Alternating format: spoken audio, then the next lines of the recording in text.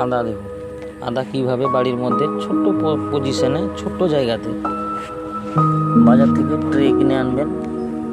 ট্রের মধ্যে গোবর সার, যাকে বলা হয় আমাদের খত, গরুর গোবর সার দিয়ে ভালো করে শুকনো করে মাটির সঙ্গে পাইল করে ফেরাডন দিয়ে দিবেন। ফেরাডন দিয়ে মাটিটা ভর্তি করে দিয়ে আদা চারা কিনতে পাওয়া যায়, বাজার থেকে নিয়ে এসে